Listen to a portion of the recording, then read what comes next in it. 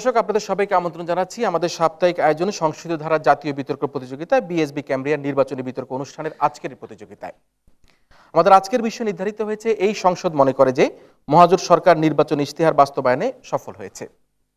এই প্রস্তাবিত বিষয়ের উপর সরকারি দল হিসাবে Bangladesh university of business and technology Dhaka এবং বিরোধী দল হিসাবে মানারাত ইন্টারন্যাশনাল ইউনিভার্সিটি এই ছায়া সংসদে তাদের বক্তব্য প্রদান করবে। আসুন দর্শক মণ্ডলী, আমরা সর্বপ্রথমেই পরিচিত হয়ে নেই আমাদের এই ছায়া সংসদের সরকারি ও বিরোধী দলের বক্তাদের সাথে। সরকারি দল Bangladesh university of business and টেকনোলজির বক্তারা হলো মাননীয় প্রধানমন্ত্রী ও সংসদ নেতা মোহাম্মদ মেহেদী হাসান, মাননীয় স্বরাষ্ট্রমন্ত্রী জি.এম. শরীফুল ইসলাম, মাননীয় সরকার দলীয় সংসদ সদস্য মোহাম্মদ নাজমুল ফেরদৌস। বিরোধী দল মানারাত ইন্টারন্যাশনাল ইউনিভার্সিটির বক্তারা হলো মাননীয় বিরোধী দলের নেতা নেওয়াজ শরীফ, মাননীয় বিরোধী দলীয় উপনেতা আবরার হোসেন এবং মাননীয় বিরোধী দলীয় সংসদ সদস্য মোহাম্মদ মুর্শিদুল ইসলাম। বিএসবি ক্যামব্রিয়ার নির্বাচনী বিতর্ক প্রতিযোগিতায় যে তিনজন সম্মানিত বিচারক আমাদের সাথে আজকে বিচার কার্য সম্পাদন করার জন্য উপস্থিত হয়েছেন, এবার আমরা তাদের সাথে পরিচিত হয়ে নেব।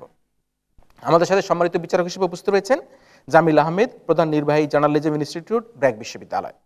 রয়েছেন ডক্টর সৈয়দ আইরিন জামান, গবেষক কলামিস্ট, সহকারী অধ্যাপক, বাংলা বিভাগ, সাউথ ইস্ট ইউনিভার্সিটি। এছাড়া রয়েছেন সাংবাদিক মুরসালিন বাবলা, বিশেষ প্রতিনিধি, চ্যানেল আই। বিতর্ক প্রতিযোগিতাটি পর্যবেক্ষণ করে আমাদের এই মক পার্লামেন্টে বক্তাদের বক্তব্যের আলোকে বক্তব্য প্রদান করার জন্য আমাদের আজকের এই ছায়া সংসদে সম্মানিত প্রধান অতিথি হিসেবে উপস্থিত রয়েছেন বিশিষ্ট সাংবাদিক, সংবাদ বিশ্লেষক, রাজনৈতিক বিশ্লেষক ও আমাদের অর্থনীতির সম্মানিত সম্পাদক জনাব নাইমুল ইসলাম খান। জনাব নাইমুল ইসলাম খানের বক্তব্য শুনবো আমাদের আয়োজনের একেবারে শেষ প্রান্তে। তবে তার আগে শুরু করছি এই ছায়া সংসদ এবং একই সাথে আহ্বান করছি আজকের এই ছায়া সংসদের মাননীয় সংসদ নেতা তথা প্রধানমন্ত্রীকে তার প্রস্তাব উত্থাপন এবং উত্থাপিত প্রস্তাবের আলোকে বক্তব্য প্রদান করার জন্য। মাননীয় সংসদ নেতা। ধন্যবাদ মাননীয় স্পিকার, আজকের সংসদে আমাকে ফ্লোর দেওয়ার জন্য। আজকে আপনার অনুমতিক্রমে আমি যে প্রস্তাবটি উত্থাপন করছি সেটি হচ্ছে, এই সংসদ মনে করে যে মহাজোট সরকার নির্বাচনী ইশতেহার বাস্তবায়নে সফল হয়েছে। প্রথমেই সংজ্ঞায়নে প্রবেশ করছি। মহাজোট সরকার বলতে আজকে আমরা বুঝবো নবম জাতীয় নির্বাচনে বিজয়ী যে সরকার ছিল সেই সরকার, এবং আজকে যখন আমরা নির্বাচনী ইশতেহার নিয়ে আলোচনা করব, এই নির্বাচনী ইশতেহার হবে সেই নবম জাতীয় সংসদ নির্বাচনে বিজয়ী সরকারের নির্বাচনী ইশতেহার। অর্থাৎ সেই সরকার যে নির্বাচনী ইশতেহারটি আমাদের সামনে প্রতিশ্রুতি হিসেবে একটা ইচ্ছাপত্র উপস্থাপন করেছিল, সেই ইচ্ছাপত্রটি মাননীয় স্পিকার, আজকে ইচ্ছাপত্রটি আমার হাতে রয়েছে মাননীয় স্পিকার। এই ইচ্ছাপত্রটির ভিতরে পৃষ্ঠা ছিল মোট 1 ডজন একটি এবং সেকশন ছিল মোট 2 ডজনের থেকে একটি কম মাননীয় স্পিকার। আজকে আমাদের আলোচনার সুবিধার্থে প্রথমেই আমরা অগ্রাধিকারের বিষয়গুলোকে আলোচনা করব এবং এরপরে অন্যান্য বিষয়গুলো আমাদের আলোচনায় ঢুকবে মাননীয় স্পিকার। তৃতীয় সংজ্ঞায়ন শেষ করে যাচ্ছি, বাস্তবায়ন। আজকে বাস্তবায়ন বলতে এই সংসদে আমরা আজকে বোঝাবার চেষ্টা করব যে ইশতেহারের মধ্যে উল্লেখিত অগ্রাধিকার এবং অন্যান্য সকল বিষয়ে আমরা বাস্তবিক উদ্যোগ বা পদক্ষেপ নিয়েছি কিনা মাননীয় স্পিকার। সবশেষ শব্দ অর্থাৎ সফল হয়েছে বলতে আমরা বোঝাবো আমরা এই ইশতেহারের ক্ষেত্রগুলোতে অর্থাৎ উল্লেখিত যে 23টি অংশ ছিল, সেই 23টি অংশে আমরা যে উদ্যোগগুলো নিয়েছিলাম, উদ্যোগগুলো আমাদের সফলতা পর্যন্ত আমরা পৌঁছাতে পেরেছি কিনা, এবং যেগুলো এখনও পর্যন্ত চূড়ান্ত সফলতায় পৌঁছেনি সে সকল ক্ষেত্রে আমাদের প্রক্রিয়া উন্নতির দিকে ইতিবাচক গতিতে আগাচ্ছে কিনা মাননীয় স্পিকার। সব শেষে একটি কথা না বললেই নয়, সফলতা যেহেতু একটি আপেক্ষিক শব্দ, সফলতাকে বুঝতে হলে সবসময় প্রয়োজন রয়েছে একটি তুলনার। আজকে সেই তুলনাটি আমাদের এই সংসদে হয়ে যাবে এরকম: ইশতেহার প্রণয়নের ঠিক আগের সময় অর্থাৎ 2008 সাল থেকে শুরু করে এখন পর্যন্ত 2008 সালে ইশতেহারের বিষয়গুলোতে যে অবস্থা ছিল বর্তমান সরকার অর্থাৎ এই মহাজোট সরকার সেই অবস্থা থেকে অনেকটা উন্নত করতে পেরেছে কিনা মাননীয় স্পিকার। অর্থাৎ আজকে আমি এবং আমার দল 3টি মাত্র মানদণ্ডের সাপেক্ষে প্রমাণ করে দিয়ে যাওয়ার চেষ্টা করব যে প্রস্তাবটি সংসদে গৃহীত হওয়ার পূর্ণ দাবি রাখে। অর্থাৎ আমরা ঠিক এরকমই একটু উপস্থাপন করব যে আমরা ইশতেহারে উল্লেখিত সবগুলো বিষয়ে উল্লেখিত উদ্যোগ নিয়েছি বা পদক্ষেপ গ্রহণ করেছি এবং এর কোনোটি এখনও প্রক্রিয়াধীন, এবং সবশেষে ইশতেহার প্রণয়নের আগের অবস্থা থেকে এখনকার অবস্থা অনেক বেশি উন্নত, অর্থাৎ তা সাংখ্যিক মানে অনেক বেশি ইতিবাচক মাননীয় স্পিকার। অপরপক্ষে যদি আজকে বিরোধী দল এই প্রস্তাবটিকে নিজেদের সপক্ষে নিতে চায়, তাহলে বিরোধী দলকে প্রমাণ করে যেতে হবে এই 3টি মানদণ্ডেই আমরা একেবারে শূন্যের কোঠায়। অর্থাৎ প্রথমত আমরা ইশতেহারে উল্লেখিত বিষয়গুলোতে কোনো পদক্ষেপ নেইনি, এক। দ্বিতীয় হচ্ছে যেহেতু পদক্ষেপ আমরা নেইনি সেহেতু প্রক্রিয়া চলমান থাকার প্রশ্নই আসে না, এবং সর্বশেষ হচ্ছে মাননীয় স্পিকার, ইশতেহার প্রণয়নের অবস্থা থেকে বর্তমান বাংলাদেশের সেই অংশগুলোতে আরও খারাপ অবস্থা বিরাজ করছে মাননীয় স্পিকার। আশা করি তারা আমাদের সামনে প্রমাণ করে দিয়ে যাবেন। লক্ষ্য করুন মাননীয় স্পিকার, মাননীয় সংসদের অপেক্ষা করুন। উন্নয়ন একটি চলমান প্রক্রিয়া এবং যখন নাকি একটি সরকার ক্ষমতায় আসে তার 5 বছর সময়ের মধ্যে সে কিছু না কিছু উন্নয়ন করবেই। এখন যেহেতু আপনি যেহেতু ইশতেহার দিয়েছেন 23টি ইশতেহার এবং আপনি বলেছেন এগুলো বাস্তবায়ন করবেন, যদি সেগুলো বর্তমানে বাস্তবায়িত না হয়ে থাকে তাহলে কি আমরা বলবো না সেটি আপনাদের ব্যর্থতা? অত্যন্ত সুন্দর প্রশ্ন করেছেন। আপনি আমার আলোচনা শুনুন, উত্তর পেয়ে যাবেন। আমি শুধু এটি বলেছি একটি ইশতেহারের 23টি অংশ, আপনি বলেছেন 23টি ইশতেহার। যাই হোক, আমরা বিষয়গুলোকে উপস্থাপন করার চেষ্টা এভাবেই করছি। আমাদের সেই উল্লেখিত বিষয়গুলোতে আমাদের সফলতা কোথায়, এখনই আমরা আপনাদেরকে আস্তে আস্তে ব্যাখ্যা করব। প্রথমে লক্ষ্য করুন মাননীয় স্পিকার, আমাদের প্রথম যেই অগ্রাধিকারের বিষয়গুলো ছিল এর মধ্যে 1 নম্বর ছিল দ্রব্যমূল্য নিয়ন্ত্রণ এবং বিশ্বমন্দা মোকাবেলা। আলোচনায় প্রবেশ করছি। আজকে 2008 সালের দিকে যদি আমরা তাকাই, চাল ছিল 48 টাকা কেজি মাননীয় স্পিকার। বর্তমানে চাল 48 টাকা কেজি নেই। শুধু যে নেই এটুকুই নয়, আজকে চালে আমরা স্বয়ংসম্পন্ন পর্যন্ত হয়েছি এবং স্বয়ংসম্পন্ন এই পর্যায়ে হয়েছি, যদি আল্লাহ না করুক বিরাট ধরনের কোনো প্রাকৃতিক দুর্যোগ না হয়, বাংলাদেশকে আগামী 1 থেকে 2 বছর ইনশাল্লাহ কোনো রকম এই চাল নিয়ে দুশ্চিন্তায় পড়তে হবে না। অর্থাৎ প্রচণ্ড মজুদ আমাদের রয়েছে, আর যদি মজুদ থাকে মূল্যবৃদ্ধির কোনো রকম সুযোগ নেই মাননীয় স্পিকার। ঠিক একই কাজ আমরা করেছি অন্যান্য আমাদের নিত্য প্রয়োজনীয় বস্তুগুলোর মধ্যে। এবং সবশেষে একটি কথা বলতে চাইব, আগামী 2 বছর যেহেতু আমরা দুশ্চিন্তা মুক্ত এবং সেই দুশ্চিন্তার একটি স্পষ্ট ধারাবাহিকতা যেন আমরা ঠিক রাখতে পারি, সেই ক্ষেত্রে প্রত্যেকটি বাজারে আমরা চাল নয় অন্যান্য সবগুলো বিষয়ের মূল্য তালিকা প্রণয়ন করেছি। এই মূল্য তালিকার মাধ্যমে আমরা নিয়ন্ত্রণ করতে পারছি এই বাজারে ঠিক মূল্যে পণ্য বিক্রি হচ্ছে কিনা মাননীয় স্পিকার। লক্ষ্য করুন, এই সব কিছুর মাধ্যমে আমরা সরবরাহ আর যে চাহিদা, এর মাধ্যমে একটা সুন্দর সামঞ্জস্য কিন্তু রাখতে এখনও পর্যন্ত সফল মাননীয় স্পিকার। এর ঠিক পরে বিশ্বমন্দা নিয়ে আলোচনা করব। আজকের সমগ্র পৃথিবী যখন বিশ্বমন্দা নামক এই সাপের ছোবলে আক্রান্ত, ঠিক সেই মুহূর্তে কিন্তু বাংলাদেশের জিডিপি 6.4% আমাদেরকে আশার আলোয় শুনিয়ে যাচ্ছে মাননীয় স্পিকার। লক্ষ্য করুন, এই 6.4% কিন্তু শুধুমাত্র একটি জিডিপি গ্রোথই নয়। আমরা যখন G2G একটি চুক্তির মাধ্যমে আমাদের শ্রমশক্তি রপ্তানিটাকে থামিয়ে তো দিচ্ছেই না, বরঞ্চ আরও অনেক বেশি সুন্দর একটি ধারাবাহিকতায় আমরা নিয়ে যাচ্ছি। শুধুমাত্র সেটুকুই নয়, আমাদের খরচ কিন্তু শ্রমশক্তি রপ্তানিতে আমরা অনেক কমিয়ে এনেছি এবং প্রক্রিয়া অনেক সহজ করেছি মাননীয় স্পিকার। আজকে আমার অন্যান্যরা এই বিষয়গুলোকে আরও স্পষ্ট করে যাবেন এবং আমার সাংসদ বিষয়টিকে সমন্বয় করবেন। এই সবগুলোর একত্রে বিশ্লেষণের পরে আমাদের সামনে আসবে কৃষিপল্লী উন্নয়ন, তথ্য প্রযুক্তি, শিক্ষা, যোগাযোগ ইত্যাদি বিষয়ের সফলতা। সবশেষে আমি আশা করব বিষয়টিকে এই সংসদের প্রস্তাবটি অবশ্যই গৃহীত হয় মাননীয় স্পিকার। ধন্যবাদ সকলকে, ধন্যবাদ। ধন্যবাদ সংসদ নেতা তথা প্রধানমন্ত্রীকে। দ্রব্যমূল্য, বিশ্বমন্দা মোকাবেলা, মূল্য তালিকা প্রণয়ন, জিডিপি বৃদ্ধি, দুর্নীতি বন্ধকরণ সহ নানা রকম সরকারের উন্নয়ন কর্মকাণ্ডের কথা বলে তারা বলেছেন যে এই সরকার নির্বাচনী ইশতেহার বাস্তবায়নে সফল হয়েছে। আহ্বান করছে আজকের এই ছায়া সংসদের মাননীয় বিরোধী দলীয় নেতা নেওয়াজ শরীফকে এই পর্যায়ে তার বক্তব্য প্রদান করার জন্য। মাননীয় স্পিকার, আপনাকে ধন্যবাদ।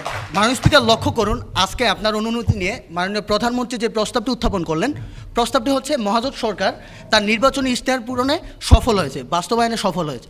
মাননীয় স্পিকার, 1972 সালে বাংলাদেশ সরকারের যে বাজেট ছিল মাননীয় স্পিকার, বর্তমানে কিন্তু সেই বাজেটের পরিমাণ তার থেকে অনেক গুণ বেশি মাননীয় স্পিকার, কয়েক হাজার গুণ বেশি। অর্থাৎ উন্নয়ন যেহেতু একটি ধারাবাহিক প্রক্রিয়া মাননীয় স্পিকার, তাই এই ধারাবাহিক প্রক্রিয়াটা চলতে থাকবে মাননীয় স্পিকার। কিন্তু কথা হচ্ছে, যখন নাকি নির্বাচনের আগে আমি জনগণকে অঙ্গীকার করি মাননীয় স্পিকার, সুস্পষ্টভাবে বলি আমি এই কাজগুলো করব, আমার এই সময়ের মধ্যে আমি বাংলাদেশকে একটি ডিজিটাল বাংলাদেশে রূপান্তরিত করব, আমি বাংলাদেশকে দিন বদল করব, পরিবর্তিত করবো মাননীয় স্পিকার। কিন্তু এই সময় 5 বছর পর যখন আমি সেটি করতে পারি না মাননীয় স্পিকার, তখন কি আমাদের সামনে এই কথাটি বলার সুযোগ থাকে কিনা যে বর্তমান সরকার তার নির্বাচনী ইশতেহার পূরণে সফল হয়েছে? মাননীয় স্পিকার, মাননীয় প্রধানমন্ত্রী বলেন অগ্রাধিকারের 5টি বিষয় নিয়ে তারা আলোচনা করবেন। আলোচনার প্রথমেই তিনি নিয়ে আসলেন দ্রব্যমূল্য নিয়ন্ত্রণের কথা মাননীয় স্পিকার। লক্ষ্য করুন, 2006 সালে চালের দাম কত ছিল মাননীয় স্পিকার? 2006 সালে চালের দাম ছিল 26 টাকা, আর বর্তমানে তার কথা অনুযায়ী চালের স্বয়ংসম্পূর্ণ হওয়ার পরেও আমাদের কৃষকরা চালের ন্যায্য মূল্য নাও পাওয়ার পরও মাননীয় স্পিকার বাজার থেকে আমাকে সেই চাল কিনতে হচ্ছে 38 টাকা করে মাননীয় স্পিকার। তাহলে কিভাবে দ্রব্যমূল্য নিয়ন্ত্রিত হলো মাননীয় স্পিকার? মাননীয় স্পিকার, লক্ষ্য করুন, সয়াবিন তেল, যেই সয়াবিন তেল ছিল মাননীয় স্পিকার 90 টাকায়, সেটি বর্তমানে 140 টাকায় বিক্রি হচ্ছে মাননীয় স্পিকার। দ্রব্যমূল্য নিয়ন্ত্রণ কোথায় রইল মাননীয় স্পিকার? মাননীয় স্পিকার, তারা বললেন মূল্য তালিকা প্রণয়ন করেছেন, যখন অস্থিতিশীল রাজনৈতিক পরিস্থিতির দোহাই দিয়ে ব্যবসায়ীরা বারবার জিনিসপত্রের দাম উঠিয়ে দেয় মাননীয় স্পিকার, বাজারগুলোর মধ্যে কৃত্রিম সংকট সৃষ্টি করে মাননীয় স্পিকার, তখন কি এই মূল্য তালিকা অনুযায়ী বাজারে বিক্রি করা হয় কিনা তার কোনো সদুত্তর আজকে প্রধানমন্ত্রী দিয়ে যাননি মাননীয় স্পিকার। মাননীয় স্পিকার, তাদের দ্বিতীয় যে অগ্রাধিকারের বিষয়টি ছিল মাননীয় স্পিকার দুর্নীতি দমন মাননীয় স্পিকার। তারা বলেন আজকে দুর্নীতি দমন কমিশনকে নাকি তারা শক্তিশালী করেছেন, যেখানে দুদক চেয়ারম্যান নিজে স্বীকার করেন বর্তমানে দুর্নীতি দমন কমিশন একটি নখদর্পহীন বাঘ মাননীয় স্পিকার। সেখানে দাঁড়িয়ে মাননীয় প্রধানমন্ত্রী কিভাবে বলেন যে দুর্নীতি দমন শক্তিশালী হয়েছে মাননীয় স্পিকার? যদি টিআইবির সাম্প্রতিক রিপোর্টের দিকে তাকাই মাননীয় স্পিকার, তাহলে আমরা কি দেখতে পারবো? টিআইবি বর্তমানে বলেছে যে 2006 সালের পূর্ববর্তী সময়ে যখন বাজেটের 9 থেকে 11 ভাগ লোপাট হতো এই দুর্নীতির মাধ্যমে, বর্তমানে সেটি বেরিয়ে 20% দাঁড়িয়েছে মাননীয় স্পিকার। অর্থাৎ দুর্নীতির মাত্রা কি কোন জায়গায় গিয়ে দাঁড়িয়েছে মাননীয় স্পিকার, সেটি আমরা দেখতেই পাচ্ছি মাননীয় স্পিকার। তারা তাদের তৃতীয় যে অগ্রাধিকারের বিষয়টি ছিল মাননীয় স্পিকার, সেই বিষয়টি ছিল বিদ্যুৎ ও জ্বালানি খাতের উন্নয়ন মাননীয় স্পিকার, আমরা আজকে কি দেখতে পাচ্ছি মাননীয় স্পিকার? শুধু এই কুইক রেন্টাল নামক একটি ভুল সিদ্ধান্ত গ্রহণের ফলে এবং কুইক রেন্টালে আমাদের যে হাজার হাজার কোটি টাকা ভর্তুকি দিতে হচ্ছে, সেই ভর্তুকির প্রেশারটি কমানোর জন্য আজকে বারবার আমরা জ্বালানি তেলের দাম বাড়াচ্ছি মাননীয় স্পিকার, আজকে বারবার আমরা বিদ্যুতের দাম বাড়াচ্ছি। তার ফলশ্রুতিতে কি হচ্ছে মাননীয় স্পিকার? আজকে আমার জিনিসপত্রের দাম বেড়ে যাচ্ছে, আজকে ভোজ্য পণ্যের উপর সেই প্রেশারটি পড়ছে মাননীয় স্পিকার। মাননীয় স্পিকার, আজকে দেখুন কয়লা নীতি এখন পর্যন্ত সরকার প্রণয়ন করতে পারেনি মাননীয় স্পিকার। ট্যাংরাটিলা গ্যাস ক্ষেত্র থেকে আমাদের যে ক্ষতিপূরণটি আদায় করার কথা ছিল, সেই ক্ষতিপূরণটিও তারা আদায় করতে পারেনি মাননীয় স্পিকার। আজকে মহাজোট সরকার যখন 10,000 মেগাওয়াটের বিদ্যুৎ উৎসব করার মাননীয় স্পিকার, ঠিক সেই সময় কিন্তু আমাদের গ্রাম অঞ্চলে বা শহরের অনেক জায়গার মধ্যে 1 থেকে 2 ঘন্টা এখন আমাদেরকে লোডশেডিংয়ে পরে থাকতে হচ্ছে মাননীয় স্পিকার। অর্থাৎ এই বিদ্যুৎ খাতের মধ্যে তারা ব্যর্থ হয়েছে মাননীয় স্পিকার। তাদের চতুর্থ যে ক্ষেত্রটি ছিল সেটি হচ্ছে মাননীয় স্পিকার দারিদ্র্য বিমোচন। প্রতি ঘরে একজনকে, অন্তত একজন কর্মক্ষম ব্যক্তিকে আপনি কর্মসংস্থানের কথা বলে জনগণের থেকে ভোট নিয়েছেন, কিন্তু তার ফলশ্রুতিতে আমরা কি দেখলাম মাননীয় স্পিকার? এই যে পাইলট প্রকল্পগুলো শুরু হলো মাননীয় স্পিকার, সেগুলো মুখ থুবড়ে পড়েছে মাননীয় স্পিকার। তার পাশাপাশি যেটি হয়েছে, মধ্যপ্রাচ্যে শুধুমাত্র ভুল পররাষ্ট্র নীতির কারণে আজকে মধ্যপ্রাচ্যে আমরা শ্রমিক পাঠাতে পারছি না মাননীয় স্পিকার। অন্যান্য যে ক্ষেত্রগুলো আছে, অর্থাৎ সুশাসন প্রতিষ্ঠায় এই সরকারের যে ব্যর্থতা, সীমাহীন দুর্নীতি, লাগামহীন স্বজনপ্রীতি মাননীয় স্পিকার, সেগুলো পরবর্তী সময়ে যখন নাকি আমার দলের অন্যান্য 2 বক্তা আসবেন, তারা সুস্পষ্ট প্রমাণ দিয়ে দেখে যাবেন যে এই প্রস্তাবটি আসলে এই মহান সংসদে গৃহীত হওয়ার যোগ্যতা রাখে না। বিরোধী সরকারি দল অর্থাৎ মহাজোট সরকার, তাদের যে নির্বাচনী ইশতেহার ছিল, 23টি দফা ছিল, 23টি অঙ্গীকার ছিল মাননীয় স্পিকার, সেটি পূরণে তারা সম্পূর্ণভাবে ব্যর্থ হয়েছে। ধন্যবাদ। এই প্রস্তাব যাতে মহাসংসদে গৃহীত না হয়। ধন্যবাদ। মাননীয় বিরোধী দলীয় নেতা নওয়াজ শরীফকে তার বক্তব্য একেবারেই সরকারের এই প্রস্তাবকে প্রত্যাখ্যান করে বলল, সরকার যে ফিরিস্তি দিয়েছে চালের দাম সেখানে তো বাড়েনি, বরঞ্চ কৃষকরা ন্যায্য মূল্য পাচ্ছে না, কিন্তু চালের দাম বেড়ে যাচ্ছে, সয়াবিন তেলের দাম বেড়েছে, পদ্মা সেতু কেলেঙ্কারি হচ্ছে, কুইক রেন্টালের নামে লুটপাট হয়েছে। সুতরাং এই প্রস্তাবটি এই সংসদে কোনোভাবে পাশ হওয়ার দাবি রাখে না বলে মাননীয় বিরোধী দলনেতা তার বক্তব্য শেষ করেছে। এবার আহ্বান করছি মাননীয় স্বরাষ্ট্র মন্ত্রণালয়ের দায়িত্বে নিয়োজিত মন্ত্রী GM শরীফুল ইসলামকে তার বক্তব্য প্রদান করার জন্য। মাননীয় স্পিকার, পিথাগোরাস বলেছিলেন 3 সংখ্যাটি নাকি অত্যন্ত তাৎপর্যপূর্ণ, লক্ষ্য করবেন। আমার প্রধানমন্ত্রী 3টি প্যারামিটার দাঁড় করিয়ে গিয়েছেন, সেই 3টি প্যারামিটার আলোকে আমরা 3 জন আজকে প্রমাণ করবো যে এই প্রস্তাবটি সংসদে গৃহীত হওয়ার দাবি রাখে। মাননীয় স্পিকার, ইশতেহার সরাসরি চলে যাচ্ছে ইশতেহারে, যেখানে ছিল 23টি ধারা এবং অগ্রাধিকারের বিষয় ছিল 5টি, যার মধ্যে প্রথম 2টি বিষয়ের মাধ্যমে প্রধানমন্ত্রী সুন্দরভাবে বিশ্লেষণ করেছেন। পরবর্তী 3টি বিষয় এবং অন্যান্য বিষয় আমার বক্তব্যের ভেতর থাকবে। মাননীয় চলে যাচ্ছে বিদ্যুৎ ও জ্বালানি খাতে। 2008 সালে যখন আমরা সরকার গঠন করি মাননীয় স্পিকার, সেখানে বিদ্যুতে বাংলাদেশের উৎপাদন মাত্রা ছিল 4600 মেগাওয়াট। আমরা ইশতেহার খুব স্পষ্টভাবে উল্লেখ করেছি 2013 সাল নাগাদ 7000 মেগাওয়াট উন্নীত করে। মাননীয় স্পিকার, আজকে 2013 সালের দিকে যদি আমরা তাকাই, আমরা দেখব সেই বিদ্যুৎকে 10,000 মেগাওয়াট উন্নীত করেছে মাননীয় স্পিকার। বিদ্যুৎ খাতে যদি সফল বলি, খুব কি ভুল বলা হবে। মাননীয় স্পিকার বললেন কুইক রেন্টালের কথা। আমার দেশের কিছু মানুষের কুইক রেন্টাল নিয়ে মেন্টাল প্রবলেম আছে মাননীয় স্পিকার, সেটা আমি সমাধান করছি মাননীয় স্পিকার। যখন আমরা সরকার গঠন করি মাননীয় স্পিকার, তখন বাংলাদেশ এমন অবস্থা ছিল, তখন যদি আমরা আপনি অবশ্যই জানবেন, একটি প্রাথমিক যদি বিদ্যুৎ প্ল্যান্ট করতে 2 থেকে 3 বছর সময় লাগে, সেখানে কুইক রেন্টালের মতো 6 মাসের প্রকল্প যদি আমরা হাতে না নিতাম মাননীয় স্পিকার, আজকে অর্থনীতি আইসিইউতে চলে থাকতো মাননীয় স্পিকার। আমরা ডিজিটাল বাংলাদেশ গড়ার লক্ষ্যে যে প্রথম বিষয়টি মাননীয় স্পিকার বিদ্যুৎ মাননীয় স্পিকার, সেক্ষেত্রে কিন্তু আমরা একদম এগিয়েছি। আমরা স্বপ্ন দেখি, স্বপ্ন শুধু দেখাই না, শুধুমাত্র স্বপ্নের কথা বলি না মাননীয় স্পিকার, আমরা বাস্তবায়ন করি মাননীয় স্পিকার। বিদ্যুৎ তার পরিচয় মাননীয় স্পিকার। মাননীয় স্পিকার চলে আছে জ্বালানি খাতে, সেখানে আমরা ইশতেহার খুব স্পষ্টভাবে উল্লেখ করেছিলাম নতুন গ্যাস ক্ষেত্রে সন্ধান করবো, সেখানে 1টি 2টি 3টি না 7টি নতুন গ্যাস ক্ষেত্র আমরা আবিষ্কার করেছি মাননীয় স্পিকার। প্রতিদিন জাতীয় গ্রিডে 500 মিলিয়ন ঘনফুট গ্যাস অতিরিক্ত করে যুক্ত হচ্ছে মাননীয় স্পিকার। এখানে আমরা সফল না মাননীয় স্পিকার। বাপেক্সকে, দেশীয় কোম্পানি বাপেক্সকে আমরা শক্তিশালী করেছি, গভীর সমুদ্রে তেল গ্যাস অনুসন্ধানের জন্য বাপেক্সকে পাঠানোর পরিকল্পনা চলছে মাননীয় স্পিকার। চলে যাচ্ছি পরবর্তী খাত, দারিদ্র্য ঘুচা বৈষম্য। আমার প্রধানমন্ত্রী যে দরিদ্র প্রান্তিক কৃষকদের কথা বলে গেলেন আমাদের দেশের কৃষক নাকি ন্যায্য মূল্য পাচ্ছে মাননীয় স্পিকার। লক্ষ্য করবেন, সার টিএসপি এখন 80 টাকা না 22 টাকা, এমওপি এখন 70 টাকা না 15 টাকা, ডিএপি কিট কিনতে গেলে মাননীয় স্পিকার এখন 90 টাকা লাগে না, 27 টাকা আপনি সেই সার পাবেন মাননীয় স্পিকার। মাননীয় স্পিকার, এছাড়াও যে ব্যতিক্রম কাজটি আমরা করেছি, 10 টাকায় কৃষকদের ব্যাংক অ্যাকাউন্ট খোলার সুযোগ করে দিয়েছি, 95 লক্ষ ব্যাংক অ্যাকাউন্ট হয়েছে মাননীয় স্পিকার। আজকে এর ফলাফল কি জানেন মাননীয় স্পিকার? দারিদ্রতার হার, ওনারা বললেন দারিদ্রতা নাকি কমে নাই মাননীয় স্পিকার। দারিদ্রতার হার 2008 ছিল 40%, আজকে 2013 সেটা 26% নেমে আছে মাননীয় স্পিকার। উন্নতি কোথায় হয় না মাননীয় স্পিকার? তথ্যের ভিত্তিতে মাননীয় স্পিকার, তথ্য না শুধুমাত্র আকাশ থেকে বানানো কথা বললে তো মাননীয় স্পিকার হবে না মাননীয় স্পিকার। মাননীয় মন্ত্রী অপেক্ষা করুন, জি প্রশ্নটি করুন। জি ধন্যবাদ আপনাকে। আপনি বলে যান যে মহাজোট সরকার যখন নির্বাচনী ইশতেহারটি দেয়, দারিদ্র ঘোচা বৈষম্য রক্ষা করার যে প্রস্তাবটি ছিল, তার মধ্যে ছিল হচ্ছে একটি বাড়ি একটি খামার প্রকল্প ছাড়া আর 5টি প্রকল্প যখন বাস্তবায়ন হয় না, তখন আপনি সেটিকে নির্বাচনী ইশতেহারের সাফল্য বলবেন কিনা? পড়াশোনা বললাম, আমি অনেক পড়াশোনা করলাম, আমাকে যখন জাজ করাবো অবশ্যই পরীক্ষা দিয়ে আমার ফলাফলটা কি মাননীয় স্পিকার সেদিকে তাকান। আমরা কি করেছি, আমার ফলাফল ছিলাম লক্ষ্যমাত্রা 2013 সালের মধ্যে 26%, সেটা আমরা কিন্তু করেছি মাননীয় স্পিকার। মাননীয় স্পিকার লক্ষ্য করুন 5.3 ইশতেহারে নির্বাচন পদ্ধতি চলমান সংস্কারের কথা ছিল, সেই লক্ষ্যে আমরা কিনের অস্বচ্ছ বাক্সকে হটিয়ে আমরা স্বচ্ছ ব্যালট বাক্স নিয়ে এসেছি। এছাড়াও ভোটারের ভোট নিশ্চিত করার জন্য, নিরাপত্তা নিশ্চিত করার জন্য আমরা জাতীয় পরিচয়পত্র দিচ্ছি। আজকে আমার যমজ ভাইকে কিন্তু আবার ভোটটি দিতে পারবে না মাননীয় স্পিকার। মাননীয় স্পিকার এর ফলাফল হচ্ছে বিগত 4 বছরে 5টি সিটি কর্পোরেশন নির্বাচন, 5,500 নির্বাচন এবং সুষ্ঠু নির্বাচন। মাননীয় স্পিকার শিক্ষা খাতের দিকে এই 5টি অগ্রাধিকারের বিষয়ে আমরা সফল মাননীয় স্পিকার। শিক্ষা খাতে যদি আমরা তাকাই মাননীয় স্পিকার, সেখানে ডিজিটালকরণের ক্ষেত্রে 530টি মডেল প্রাথমিক বিদ্যালয়কে আমরা ল্যাপটপ মাল্টিমিডিয়া মডেম প্রদান করেছি। এছাড়াও মাননীয় স্পিকার গাজীপুরে একটি, শুধুমাত্র এখানে শেষ নয়, গাজীপুরে একটি ডিজিটাল ইউনিভার্সিটি আমরা প্রতিষ্ঠা নির্মাণাধীন রয়েছে। স্বাস্থ্য খাতে আমরা মেডিকেল ডিজিটালাইজ করার ক্ষেত্রে মাননীয় স্পিকার মেডিকেল ডেন্টাল কলেজকে আমরা অনলাইনে ভর্তি পদ্ধতি চালু করেছি। এছাড়া 4টি নতুন মেডিকেল কলেজ হয়েছে। বন্ধ করা মাননীয় স্পিকার কমিউনিটি ক্লিনিকগুলোকে আমরা চালু করার প্রতিশ্রুতি ইশতেহারে দিয়েছিলাম, সে লক্ষ্যে 13,000 চালু করেছি মাননীয় স্পিকার। 2,876টি নির্মাণ হয়েছে মাননীয় স্পিকার, একটু সময় চেয়ে নিচ্ছে মাননীয় স্পিকার। এছাড়া যোগাযোগ খাতে আমরা ঢাকা রংপুর ঢাকা চট্টগ্রামে মাননীয় স্পিকার 22 জোড়া নতুন রেল চালু হয়েছে। 13টি বৃহৎ সেতু নির্মাণ করা হয়েছে। গার্মেন্টস শ্রমিকদের সর্বনিম্ন এখন মাননীয় স্পিকার $339 থেকে $69 $5,300 উন্নীত করা হয়েছে। অনেক কথাই বলা হলো মাননীয় স্পিকার, এখন আসল কথায় আসা যাক মাননীয় স্পিকার। এই উন্নয়নের যেই 2008 সালে ইস্তার প্রণয়নের মাধ্যমে যে উন্নয়নের বীজ বপন করেছিলাম, সেই গাছটি শুধু আজকে বড়ই হয়নি, অনেক উন্নয়নের ডালপালা ছেড়েছে, যার ফলাফল আমাদের চোখের সামনে বিদ্যমান। দুঃখটা কোথায় জানেন, যখন এগুলো দেখে কেউ না দেখার ভান করে। তারপরেও মাননীয় স্পিকার, আমার পরবর্তী সংসদ এই প্রমাণিত বিষয়টিকে যুক্তি প্রমাণের ভিত্তিতে প্রমাণ করে যাবে যে এই প্রস্তাব এই সংসদে গৃহীত দাবি রাখে। ধন্যবাদ মাননীয় স্পিকার, ধন্যবাদ সবাইকে।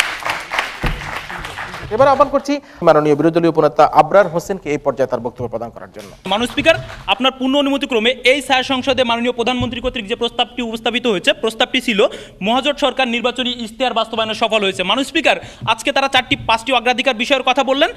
মাননীয় স্পিকার, পক্ষান্তরে আজকে বিরোধী দলীয় নেতা এসে মাননীয় স্পিকার আমাদের অবস্থান থেকে এটি স্পষ্ট করে গেছেন যে ওই 5টি ক্ষেত্রে মাননীয় স্পিকার অগ্রাধিকারের যে 5টি ক্ষেত্র ছিল, সেই 5টি ক্ষেত্রে মাননীয় স্পিকার মহাজোট সরকার সম্পূর্ণরূপে ব্যর্থ হয়েছে মাননীয় স্পিকার তার নির্বাচনী ইশতেহারটি মাননীয় স্পিকার বাস্তবায়ন করতে। মাননীয় স্পিকার, আমি তারপরে মাননীয় স্পিকার 5 নম্বর যে ক্ষেত্রটি ছিল মাননীয় স্পিকার সেটিতে চলে যাচ্ছে। মাননীয় স্পিকার লক্ষ্য করুন, সুশাসন প্রতিষ্ঠা। মাননীয় স্পিকার, আজকে মহাজোট সরকার যখন 2008 সালে ক্ষমতায় আসে মাননীয় স্পিকার ইশতেহারটি দেয়, তখন মাননীয় স্পিকার ইশতেহার ছিল যে সুশাসন প্রতিষ্ঠা করবে মাননীয় স্পিকার, ক্ষমতার অপব্যবহার যেটি হচ্ছে মাননীয় স্পিকার সেটি রোধ করবে, বিচার বহির্ভূত যে হত্যাকাণ্ডটি হচ্ছে মাননীয় স্পিকার সেটি রোধ করবে। মাননীয় স্পিকার লক্ষ্য করুন, পক্ষান্তরে আজকে এসে মাননীয় স্পিকার এই স্যার সংসদে একটি পরিসংখ্যান দিতে চাই, সেটি হচ্ছে মাননীয় স্পিকার খুন হয়েছে এই মহাজোট সরকারের আমলে মাননীয় স্পিকার খুন হয়েছে 18,289টি, রাজনৈতিক হত্যা হয়েছে মাননীয় স্পিকার 1,082টি, বিচার বহির্ভূত হত্যা হয়েছে মাননীয় স্পিকার 652টি, মাননীয় স্পিকার গণপিটুনিতে নিহত হয়েছে 638টি, 38 জন মানুষ মাননীয় স্পিকার, এবং সর্বশেষ সাংবাদিক মাননীয় স্পিকার সাংবাদিক নিহত হচ্ছে 17 জন। মাননীয় স্পিকার, এটি যদি সুশাসন হয় মাননীয় স্পিকার, তাহলে সেক্ষেত্রে বলতে হয় যে আসলে সুশাসন প্রতিষ্ঠিত হয়নি, এবং এই জায়গায় মাননীয় স্পিকার মহাজোট সরকার যে ইশতেহারটি সেটি সম্পূর্ণরূপে ব্যর্থ হয়েছে মাননীয় স্পিকার। পরবর্তীতে মাননীয় স্পিকার যদি আমরা স্থানীয় সরকারের দিকে যাই, মাননীয় স্পিকার কথা ছিল যে স্থানীয় সরকারকে শক্তিশালী করা হবে মাননীয় স্পিকার,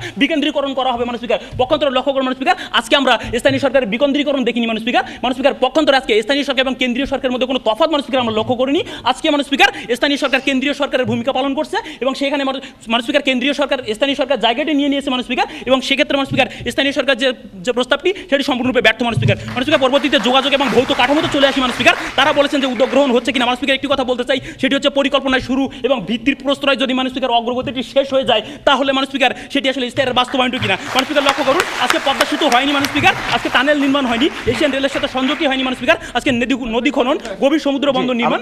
আমরা একটু অপেক্ষা করি। আপনি বলে যাচ্ছেন ভিত্তিপ্রস্তরে যদি আমাদের উন্নয়ন থেমে যায়, একটা বাস্তবিক উদাহরণ কি দিয়ে যাবেন কোথায় আমরা স্টপ করে রেখেছি শুধুমাত্র ভিত্তিপ্রস্তরে দয়া করে? মাননীয় স্পিকার লক্ষ্য করুন, আজকে আমরা পদ্মা সেতুর দিকে তাকাই। মাননীয় স্পিকার, পদ্মা সেতুর ভিত্তিপ্রস্তরটি স্থাপন করেছি, 1,200 কোটি টাকা মাননীয় স্পিকার খরচ হয়ে গেছে, কিন্তু পদ্মা সেতু মাননীয় স্পিকার হয়নি।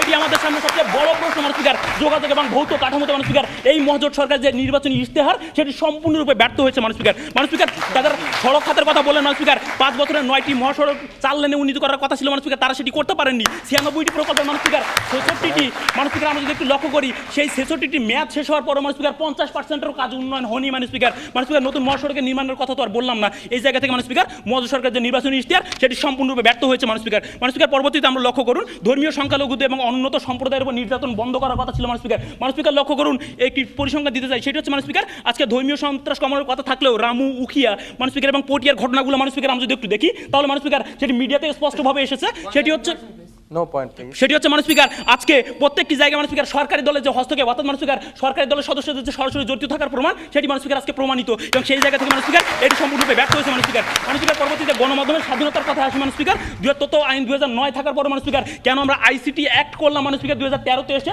এবং সেটি দিয়ে মানুষ স্পিকার কেন আজকে বাক স্বাধীনতা রুদ্ধ করে দিলাম মানুষ স্পিকার সেটি একটি প্রশ্ন এবং সেই জায়গা থেকে মানুষ স্পিকার আজকে টিভি চ্যানেল বন্ধ মানুষ স্পিকার সংবাদপত্র বন্ধ মানুষ স্পিকার কেন আমরা আজকে সংবাদ মাধ্যমগুলোকে বন্ধ করে দিলাম মানুষ স্পিকার সেটি হচ্ছে প্রশ্ন এবং সেই জায়গা থেকে মানুষ স্পিকার গণমাধ্যমের স্বাধীনতার ক্ষেত্রে তারা সম্পূর্ণরূপে ব্যর্থ হয়েছেন মানুষ স্পিকার আমরা যদি একটু প্রতিরক্ষা নীতির দিকে তাকাই মানুষ স্পিকার তাহলে দেখবো সেই জায়গাটি মানুষ স্পিকার অর্থাৎ আজকে মানুষ স্পিকার ট্রান্সপারেন্সি ইন্টারন্যাশনালের একটি তথ্য মতে মানুষ স্পিকার অতি উচ্চ ঝুঁকি সম্পন্ন দেশের মধ্যে বাংলাদেশ মানুষ স্পিকার অন্যতম অর্থাৎ 21টি যেটি দেশ রয়েছে মানুষ তার মধ্যে অন্যতম অর্থাৎ আজকে আমাদের প্রতিরক্ষা খাত মানুষ স্পিকার সম্পূর্ণরূপে ব্যাহত হয়েছে মানুষ স্পিকার ডক্টর ইফতেখারুজ্জামানের একটি উক্তি দিতে চাই মানুষ স্পিকার তিনি মানুষ স্পিকার নির্বাহী পরিচালক টিআইবি এর তিনি বলেছেন যে আজকে প্রতিরক্ষা এবং নিরাপত্তা সংস্থা সংসদীয় জবাবদিহি নেই এবং মানুষ স্পিকার সরকারের আলে এটিকে আলাদা একটি জগৎ বানানোর চেষ্টা চলছে মানুষ স্পিকার যেটি আমাদের প্রতিরক্ষা খাতকে মানুষ স্পিকার হুমকির মুখে ঠেলে দিবে এবং সেই জায়গা থেকে মানুষ স্পিকার এই খাতটি সম্পূর্ণরূপে ব্যর্থ মানুষ স্পিকার পরবর্তীতে যদি দেখি তাহলে মানুষ স্পিকার কৃষি এবং পল্লী উন্নয়ন মানুষ স্পিকার সম্পূর্ণরূপে বাধাগ্রস্ত হচ্ছে মানুষ স্পিকার শিক্ষার কথা বললেন মানুষ স্পিকার শিক্ষার গুণগত মান বাড়েনি শুধু পাশের হারটি বৃদ্ধি পেয়েছে মানুষ স্পিকার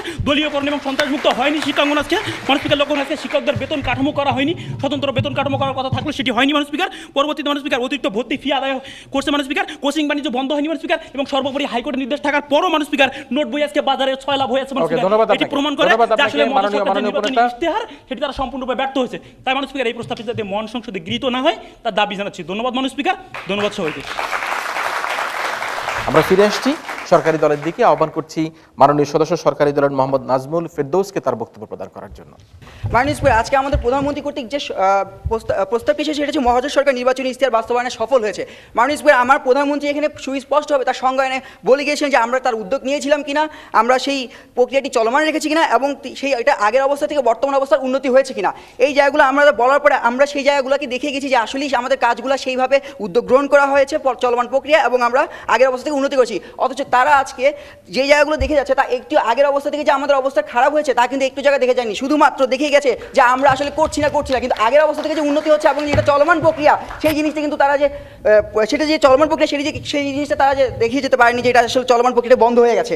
মাননীয় স্পিকার আরেকটি জায়গায় ছিল যে আমাদের প্রধানমন্ত্রী কিন্তু বলে গেছিলেন সফলতা একটি আপেক্ষিক বিষয় এটি আগের অবস্থা থেকে তুলনা করতে হবে। মাননীয় স্পিকার আমরা কিন্তু আমাদের আগের অবস্থা থেকে তুলনা করে বর্তমানের সাথে দেখেছি ইশতেহারের অবস্থার পরিবর্তন হয়েছে ঠিক সেই জায়গাটিতে ওনারা বলে গেছেন যে আমরা বলে অনেকগুলো জায়গায় যেগুলো চলে এসেছিল সেগুলো হচ্ছে ওনার টিআইবির একটি কথা বলে গেল যে টিআইবি বলে বাংলাদেশের দুর্নীতির ক্ষেত্রে সেরকম অগ্রগতি লাভ করেনি কিন্তু মাননীয় স্পিকার আজকে যে টিআইবির সর্বশেষ যে রিপোর্টে টিআইবি বাংলাদেশের দুর্নীতির যে অবস্থান যে আরও সুদৃঢ় হয়েছে এবং যে আরও কমে এসেছে সেই জায়গাটি ওনারা জানেনই না তথ্যের সাথে থাকলে অবশ্যই জিনিসটা আপনাকে জানতে পারতেন। মাননীয় স্পিকার আরেকটি জায়গা ছিল যে ওনারা বললেন বিচার বহির্ভূত হত্যাকাণ্ডের কথা মাননীয় স্পিকার সাংবাদিকের কথা বললো সাংবাদিক হত্যার কথা বললো এছাড়া অন্যান্য যে হত্যাকাণ্ডগুলো হয়েছে সেইগুলোর তারা তুলে দিল কিন্তু এই ইশতেহার গঠনের পূর্বের অবস্থাটা কী ছিল মাননীয় স্পিকার এই ইশতেহার গঠনের পূর্বে 2008-এর পূর্বে যেটা ছিল সেখানে তখন জঙ্গলিবাদ উত্থান হয়েছিল এবং বিপুল আকারে জনগণ মরছিল সেই অবস্থাটা কিন্তু আমরা কঠোর হাতে দমন করেছি আমাদের নির্বাচনী ইশতেহার ছিল আমরা জঙ্গলিবাদ কঠোর হাতে দমন করবো এই জঙ্গলিবাদ আমরা কঠোর হাতে দমন করা হয়েছিল মাননীয় স্পিকার ওনারা আজকে একটা জায়গায় বললেন আমরা ডিজিটাল বাংলাদেশের ক্ষেত্রে সুস্পষ্ট কোনো ভূমিকা রাখতে পারিনি আমার দলের মন্ত্রী কিন্তু আজকে বলে গিয়েছিলেন যে ডিজিটাল বাংলাদেশের ক্ষেত্রে আমরা বিদ্যুৎ উৎপাদন যে করেছি ফার্স্টেই যে ডিজিটাল যদি না হয় বিদ্যুৎ যদি সংসম্পূর্ণ না হয় আমরা ডিজিটালের স্বপ্ন দেখবো কোন জায়গায় আমরা ঠিক সেই যেই মূল জায়গাটি যে বিদ্যুৎ সেটাতে কিন্তু আমরা সংসম্পূর্ণতা অর্জন করেছি এবং এর ফলে আমাদের আজকে ডিজিটাল বাংলাদেশের দিকে এক ধাপে গেছে আরও কীভাবে ডিজিটাল এগিয়ে দিচ্ছে আমি সেই জায়গাটা দেখে যাচ্ছি আজকে আমরা ডিজিটাল বাংলাদেশের ক্ষেত্রে ভূমির রেকর্ডের জন্য সম্পূর্ণ ডিজিটালাইজেশন করা হয়েছে সরকারি জায়গাগুলোকে সম্পূর্ণ ডিজিটালাইজেশন করা হয়েছে শুধু তাই নয় ডিজিটাল ক্ষেত্রে বাংলাদেশ যেন তথ্য প্রযুক্তিতে যথেষ্ট ভূমিকা রাখতে পারে তার জন্য আজকে আমরা উচ্চ মাধ্যমিক পর্যায়ে কম্পিউটার শিক্ষাকে বাধ্যতামূলক করা হয়েছে যা পর্যায়ক্রমে মাধ্যমিক অবস্থায় করা হবে বাধ্যতামূলক এবং এইটা আমাদের নির্বাচনী ইশতেহারে ছিল এবং আমরা তা বাস্তবায়ন করেছি। মাননীয় স্পিকার আরেকটি যে জায়গায় ছিল ওনারা বলে গেলেন যে 1972 সালের যে বাজেট তার থেকে দ্বিগুণ অংশে বেড়েছে কিন্তু সেই অংশে কি উন্নতি বেড়েছে মাননীয় স্পিকার সেই 1972 সালে বাংলাদেশে যে অবস্থা ছিল এখনকার যে অবস্থা সেই তুলনায় আমরা বাজেট যেভাবে যে পরিমাণ নিয়েছি ঠিক সেই বাজেটের প্রতিটি খাত সেইভাবেই খরচ হয়েছে আপনারা কিন্তু দেখে জানি যে খাতগুলোতে আমাদের যে পরিমাণ বাজেট নেওয়া হয়েছে সেই পরিমাণ খরচ করা হয়নি তার মানে এই জিনিসটা আপনারাও মেনে নিচ্ছেন যে আসলে আমরা বাজেটকে সুস্পষ্টভাবে ব্যবহার করতে সক্ষম হয়েছি। মাননীয় স্পিকার আইসিটি অ্যাক্টের কথা বলে গেলেন। আজকে যদি আমাদের আইসিটি অ্যাক্ট না থাকে তাহলে আমরা কিভাবে আইসিটি ক্ষেত্রে অগ্রগতি অর্জন করবো মাননীয় স্পিকার? সেই জন্য আমরা আইসিটি অ্যাক্ট প্রমাণ করেছি। এটা ওনাদের কথা কিন্তু ওনারা বলে গেছেন, তার মানে ওনারাও কিন্তু আমাদের একটা জায়গায় বলে গেছেন যে আমরা সফল হয়েছি আইসিটি অ্যাক্ট করাতে। মাননীয় স্পিকার শুধু তাই না, আমাদের নির্বাচনী ইশতেহারে আরও যে জায়গাগুলো ছিল যে প্রযুক্তি উদ্ভাবন, আজকে কিন্তু আমরা জেনেটিক সায়েন্সের মতো যে জেনেটিক সায়েন্সের যে পার্টের জিনতত্ত্ব সেটা কিন্তু আমাদের এই সরকারের আমলে কিন্তু সম্ভব হয়েছে। এবং শুধু তাই নয়, তার আরও এগিয়ে নেওয়ার জন্য আমরা কিন্তু প্রক্রিয়া চলমান রেখেছি মাননীয় স্পিকার। এছাড়া আজকে যে জায়গা ছিল জনশক্তি রপ্তানিতে, আমার প্রধানমন্ত্রী কিন্তু সে জায়গায় বলে গেছেন জনশক্তি রপ্তানিতে কিন্তু আমরা সুস্পষ্ট একটি জায়গা দখল করে রেখেছি। এবং সেই জায়গাটার জন্য মালয়েশিয়া থেকে যে জনশক্তি ছিল সেই জায়গাটা যেন হারিয়ে না যায় সেই জন্য কিন্তু আমরা অবৈধ যারা বাংলাদেশি ছিল তাদেরকে আমরা বৈধ করার জন্য খুবই অল্প টাকায় সেই ব্যবস্থাটা গ্রহণ করেছি। এটি কিন্তু আমাদের জনশক্তি রপ্তানি একটি সুস্পষ্ট সফলতা।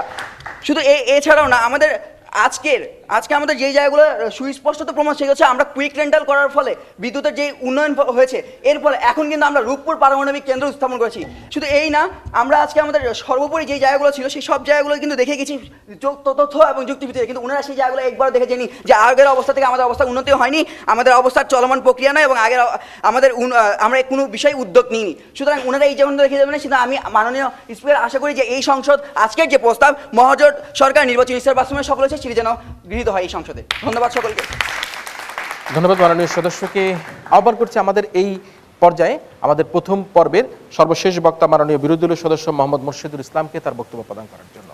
মাননীয় স্পিকার, প্রথমে আমি একটি কথা বলে যেতে চাই, সেটি হচ্ছে যে উন্নয়ন একটি চলমান প্রক্রিয়া এবং সেই উন্নয়নটি চলবে। আজকে যারা সরকারি দল কিংবা গত দিনে যারা সরকারি দল ছিল প্রত্যেকেই কিছু না কিছু উন্নয়ন করে গেছে, কিন্তু প্রশ্নটি হচ্ছে ঠিক এই জায়গাটিতে, যখন আমি ক্ষমতায় যাবার পূর্বে বা ক্ষমতায় যাবার ইচ্ছা পোষণ করে আমি নির্বাচনের আগে জনগণকে কিছু অঙ্গীকার করি যে আমি ক্ষমতায় গেলে এই কাজগুলো করে দেবো, তখন মাননীয় স্পিকার ওটি বাস্তবায়ন করা আমার মূল দায়িত্ব হয় কিনা, যেটি মাননীয় স্পিকার আজকে সরকারি দল থেকে সম্পূর্ণভাবে বুঝতে ব্যর্থ হয়েছেন কিংবা সেটি আজকে প্রমাণ করতে চাননি। তারা যেটি বোঝাতে চেষ্টা করেছেন সেটি হচ্ছে যে আজকে তারা বলে যাচ্ছেন যে আমরা এটি করার পথে বা এটি করছি বা এটি করার চেষ্টা করছি, তার মানে হচ্ছে আমাকে আরেকবার ক্ষমতায় আসতে দিন, তারপরে আমি আরেকবার দেখি কতটা উন্নয়ন করা যায়। কিন্তু মাননীয় স্পিকার বাস্তবিক অর্থে যেটা, জনগণ এখন সচেতন মাননীয় স্পিকার, জনগণ আজ মাননীয় স্পিকার লক্ষ্য করেন দেখুন আজকে দেখতে পাচ্ছেন যে ডিজিটাল উন্নয়নের নামে আজকে যে ডিজিটাল কারচুপিগুলো হচ্ছে সেগুলো জনগণের সামনে মাননীয় স্পিকার খুব সুস্পষ্ট। মাননীয় স্পিকার লক্ষ্য করে দেখুন আজকে 23টি ধারার কথা বলেছেন, সেই 23টি ধারার মধ্যে মাননীয় স্পিকার আজকে সর্বোচ্চ 8টি বিষয় নিয়ে আলোচনায় এসেছে মাননীয় স্পিকার, বাকি একটি বিষয়ের কথা বলা হয়নি, যেখানে মাননীয় স্পিকার আমরা মাননীয় সদস্য অপেক্ষা করি, মাননীয় সংসদ নেতা প্রশ্ন করবেন। ডিজিটাল কারচুপির একটি প্রকৃত উদাহরণ দিয়ে যান। জি, আপনি শুনুন, আমি বলছি। মাননীয় স্পিকার, আমি যে বক্তব্যে ছিলাম সেখানে আসেন মাননীয় স্পিকার, আজকে তারা 23টি ধারার মধ্যে মাত্র 8টি বিষয় নিয়ে আলোচনা করেছে মাননীয় স্পিকার, অর্থাৎ বাকি যে বিষয়গুলো রয়েছে সবগুলোকে তারা বাদ দিয়েছে, তার মানে হচ্ছে বাকি সবগুলো ধারায় তারা সম্পূর্ণভাবে ব্যর্থ হয়েছে, এটি স্পষ্ট মাননীয় স্পিকার। এবং যাতে আমি যদি 100-এর ভিতর মার্কিং করি তাহলে দেখা যাবে যে আজকে 23.something এসে যায় মাননীয় স্পিকার, অর্থাৎ মাননীয় স্পিকার তাদের যে ব্যর্থতার জায়গাটা সেটি স্পষ্ট। এবং তারা আজকে যে বিষয়গুলো নিয়ে কথা বলছেন তা বিরোধী দলীয় নেতা উপনেতা আজকে অধিকাংশ বিষয়গুলো স্পষ্ট করে দিয়ে গেছেন যে আজকে দ্রব্যমূল্য উন্নয়নের ক্ষেত্রে, দ্রব্যমূল্য নিয়ন্ত্রণের ক্ষেত্রে কিংবা দুর্নীতি দমনের ক্ষেত্রে কিভাবে আজকে সে ব্যর্থতা হয়েছে মাননীয় স্পিকার, বিদ্যুৎ ও জ্বালানি ক্ষেত্রে ব্যর্থতাগুলো বলেছেন, দারিদ্র্য ঘোষা বৈষম্য রেখা এর ক্ষেত্রে যে বৈষম্যগুলো রয়েছে এটি মাননীয় স্পিকার আজকে বিরোধী দলীয় উপনেতা বলে গেছেন মাননীয় স্পিকার। আজকে সুশাসন প্রতিষ্ঠার কথা মাননীয় স্পিকার মাননীয় প্রধানমন্ত্রী বলে গেছেন, বিরোধী দলীয় নেতা বলে গেছেন মাননীয় স্পিকার। এবং মাননীয় স্পিকার আমি আজকে বলে যাব কৃষি ও পল্লী উন্নয়নের ক্ষেত্রে মাননীয় স্পিকার আজকে তাদের যে ব্যর্থতা মাননীয় স্পিকার, প্রথম আলোর যে জরিপটি ছিল সেই জরিপ অনুযায়ী মাননীয় স্পিকার বর্তমান বাংলাদেশের 34% কৃষক মাননীয় স্পিকার এখনো তাদের লাভটি পায় না মাননীয় স্পিকার, তাহলে এদেশের উন্নয়নটি কোথায় মাননীয় স্পিকার, প্রশ্ন রয়ে গেল মাননীয় স্পিকার। মাননীয় স্পিকার আজকে খুব সুস্পষ্ট বা পরিবেশ ও পানি সম্পদের দিকে মাননীয় স্পিকার আসুন, আজকে দেশের স্বার্থকে সম্পূর্ণভাবে আজকে বিসর্জন দিয়ে মাননীয় স্পিকার রামপালের মতো যখন একটি বিদ্যুৎ কেন্দ্র স্থাপন করার সিদ্ধান্ত এই সরকার নেয় মাননীয় স্পিকার, তখন মাননীয় স্পিকার এদেশের উন্নয়নের পথে হাঁটছে না ব্যর্থতার পথে হাঁটছে নাকি ডিজিটাল কারচুপির পথে হাঁটছে মাননীয় স্পিকার, এটি আজকে স্পষ্ট মাননীয় স্পিকার। লক্ষ্য করে দেখুন মাননীয় স্পিকার, লক্ষ্য করে দেখুন মাননীয় স্পিকার আজকে তিতাস নদীর বুকে মাননীয় স্পিকার যে বাঁধটি তৈরি করা হয়েছে সেটি মাননীয় স্পিকার তিতাস নদীকে ধ্বংস করেনি মাননীয় স্পিকার, এটি মাননীয় স্পিকার ওই অঞ্চলের বাস্তু সংস্থানকে আজকে ধ্বংস করেছে মাননীয় স্পিকার। সুতরাং মাননীয় স্পিকার এই ক্ষেত্রে মাননীয় স্পিকার পরিবেশ ও পানি সম্পদ ক্ষেত্র আজকে মাননীয় স্পিকার সরকারি দল সম্পূর্ণভাবে ব্যর্থ হয়েছে, এই মহাজোট সরকার ব্যর্থ হয়েছে মাননীয় স্পিকার। এবং যুব কর্মসংস্থানের ক্ষেত্রে মাননীয় স্পিকার এটি মাননীয় স্পিকার আজকে টপ অফ দ্য নিউজ মাননীয় স্পিকার। কেন মাননীয় স্পিকার? আজকে তারা বলতে পারে 50,000 কিংবা 1 লাখ যুবককে তারা কর্মসংস্থান দিয়েছে, কিন্তু মাননীয় স্পিকার শেয়ার বাজার কেলেঙ্কারির মাধ্যমে মাননীয় স্পিকার এদেশে 30 লক্ষ মানুষকে আজকে মাননীয় স্পিকার পথে বসিয়েছে মাননীয় স্পিকার, আত্মহত্যার মতো ঘটনা আজকে করতে বাধ্য হয়েছে মাননীয় স্পিকার। আজকে মাননীয় স্পিকার এইসব বিষয়গুলো মিলিয়ে মাননীয় স্পিকার যুব সমাজ ও কর্মসংস্থানের ক্ষেত্রে মাননীয় স্পিকার বর্তমান মহাজোট সরকার ব্যর্থতায় পর্যবেক্ষিত হয়েছে মাননীয় স্পিকার। যোগাযোগ ও ভৌত কাঠামো মাননীয় স্পিকার, এটি তো না বললেই নয় মাননীয় স্পিকার। মন্ত্রিসভা মাননীয় স্পিকার আজকে ভরাডুবি নৌকাডুবি মাননীয় স্পিকার।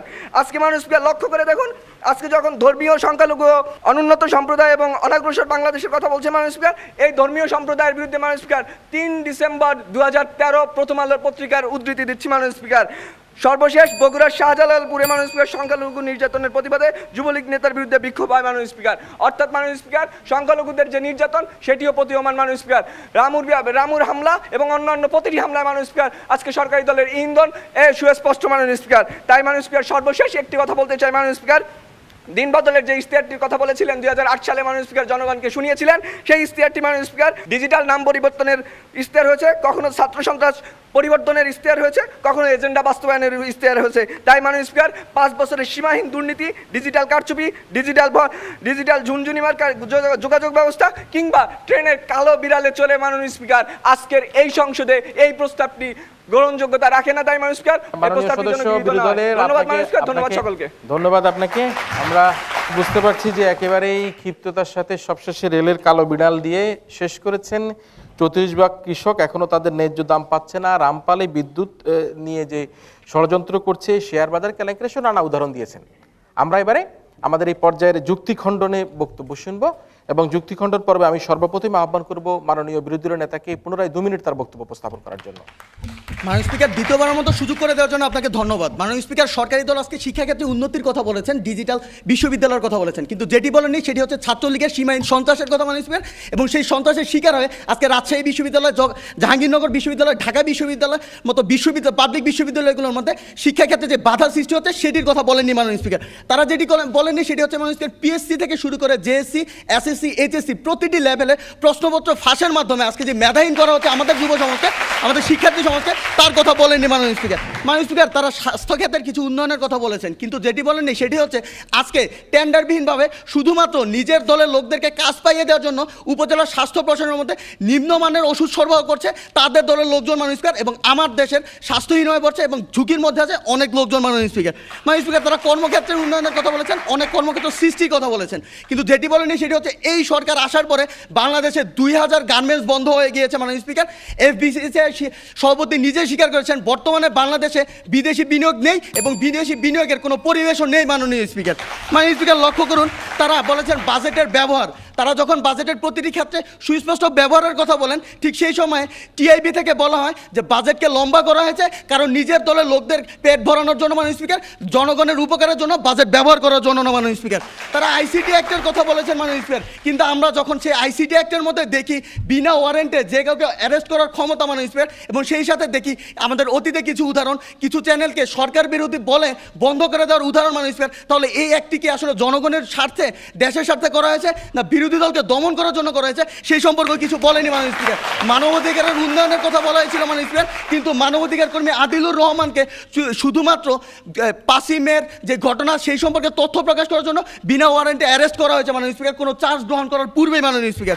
মাননীয় স্পিকার, তারা মালয়েশিয়ায় সরকারিভাবে শ্রমিক পাঠানোর কথা বলেছেন, কিন্তু আজ পর্যন্ত ভুল পররাষ্ট্র নীতির কারণে মাননীয় স্পিকার মধ্যপ্রাচ্যে যে আমাদের শ্রমিক সংকট রয়েছে, শ্রমিক পাঠাতে পারছি না, সেই সম্পর্কে কিছু বলেন মাননীয় স্পিকার। সর্বশেষে সারা বাংলা সবগুলো ক্ষেত্রে মহাজোট সরকারের যে ব্যর্থতা, সেই জন্য বলছি আজকের এই প্রস্তাবটি যাতে এই মহান সংসদে গৃহীত না হয়। ধন্যবাদ মাননীয় স্পিকার, ধন্যবাদ সবাইকে। ধন্যবাদ আবারও মাননীয় বিরোধী দলের নেতা। মহাজোট সরকারের ব্যর্থতার ফিরিস্তি তুলে ধরে প্রশ্নপত্র ফাঁস, টেন্ডারবাজি, নিম্নমানের ওষুধ সরবরাহ, নিজ দলের লোকদের পেট ভরার জন্য বিশাল বড় বাজেট, আইসিটি অ্যাক্ট, যারা বিরোধী দলকে দমন করার জন্য নানা উপসংহার দিয়েছেন। আমরা সর্বশেষ বক্তব্য শুনবো এবং সর্বশেষে আমি আমাদের আজকের এই ছায়া সংসদের সম্মানিত সংসদ নেতা তথা প্রধানমন্ত্রী মোহাম্মদ মেহেদী হাসানকে পুনরায় তার বক্তব্য প্রদানের জন্য আহ্বান করছি। মাননীয় স্পিকার, হায়দার হোসেনের একটি গান খুব মনে পড়ে যাচ্ছে, কি বলার কথা কি বলছি আর কি দেখার কথা কি দেখছি। আজ বিরোধী দলের কাছ থেকে এই কথাগুলো আসার কথা ছিল। এই ইশতেহারে যে 23টি অংশ আমি উল্লেখ করেছি, সেই 23টি অংশে কোনটায় আমি সফল হইনি, অর্থাৎ কোনটায় আমি উদ্যোগ নেইনি, কোনটায় আমার প্রক্রিয়াগুলো এখনও চলছে না, অর্থাৎ থমকে আছে, এবং কোনটায় আগের থেকে এখন অবস্থা খারাপ করেছে মাননীয় স্পিকার। সেই উপাখ্যান তারা কতটুকু আমাদের সামনে উপস্থাপন করলেন, সত্যি আমি আজকে অন্ধ। লক্ষ্য করুন মাননীয় স্পিকার, ওনারা যে অনেকগুলো অস্বচ্ছ যুক্তি আমাদের সামনে উপস্থাপন করলেন, একটু ব্যাখ্যা করছি। ওনারা বললেন 8টি বিষয় আমরা আলোচনা করছি এবং এগুলো ছাড়া অন্যগুলি এই জন্য আলোচনা করিনি কেননা আমাদের সেখানে শুধু ব্যর্থতাই ব্যর্থতা। হ্যাঁ মাননীয় স্পিকার, 8টি ছাড়া আমাদের যে নারীর ক্ষমতায়ন রয়েছে সেখানে আমাদের ব্যর্থতাই ব্যর্থতা। এই জন্য সংসদের স্পিকারও আজকে কিন্তু নারী, এই জন্যই আমরা সেটি আলোচনা করিনি মাননীয় স্পিকার। লক্ষ্য করুন আজকে আমাদের যে পররাষ্ট্রনীতি সেক্ষেত্রে আমাদের ব্যর্থতাই ব্যর্থতা, এই জন্যই আমরা সেগুলো আলোচনা করিনি মাননীয় স্পিকার। আমাদের আজকে মুক্তিযুদ্ধ এবং মুক্তিযুদ্ধ ক্ষেত্রগুলো ব্যর্থতাই ব্যর্থতা, এই জন্যই আমরা সেগুলো আলোচনা করিনি মাননীয় স্পিকার। এবার আসা যাক, ওনারা বলেছেন 1-2 ঘন্টা এখনও নাকি গ্রামে লোডশেডিং চলে। মাননীয় স্পিকার 2008 সালে 1-2 ঘন্টা সেখানে বিদ্যুৎ থাকতো, এখন 1-2 ঘন্টা অন্ধকার থাকে মাননীয় স্পিকার। এবার আসুক, যুদ্ধাপরাধীর বিচার নাকি আমরা শুধুমাত্র প্রতিপক্ষ নিধনের জন্য করছি।